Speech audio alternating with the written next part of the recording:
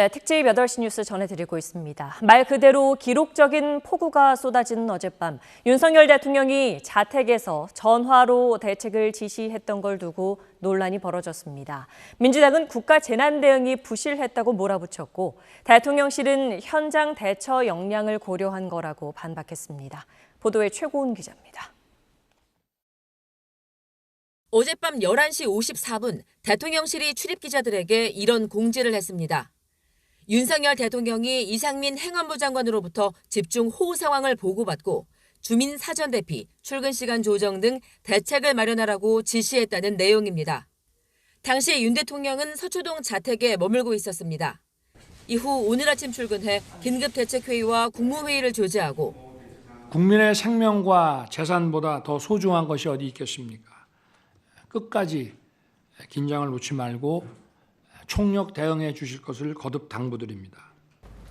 일가족이 참변을 당한 서울 신림동 피해 현장을 찾았습니다. 고지되면은 괜찮은데 지하에서 여기는 지금 저지됩니다. 자체가 저지되다 보니까 물이 순식간에 조인천 범람이 되면은 그냥 이게 바로 추위가 올라가면 바로 여기가 그냥 직격탄을 민주당은 수도 서울이 잠겼는데 대통령이 집에서 전화로만 지시했다. 큰 비 피해가 우려되면 퇴근하지 말았어야 한다며 재난 순간에 대통령이 보이지 않았다고 맹폭했습니다. 자택에 고립된 대통령이 도대체 전화 통화로 무엇을 점검할 수 있다는 말입니까? 무조건 대통령실과 관절을 옮기겠다는 대통령의 고집이 부린 참사입니다.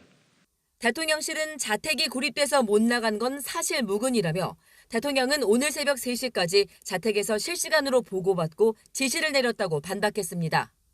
이어 대통령이 상황실이나 현장으로 가게 되면 보고와 의전에 신경 쓰느라 오히려 대응 역량을 떨어뜨릴 수 있다고 설명했습니다. 그러면서 대통령이 있는 곳이 곧 상황실이고 앞으로 같은 상황이 생겨도 판단은 마찬가지일 거라고 강조했습니다. SBS 최고은입니다.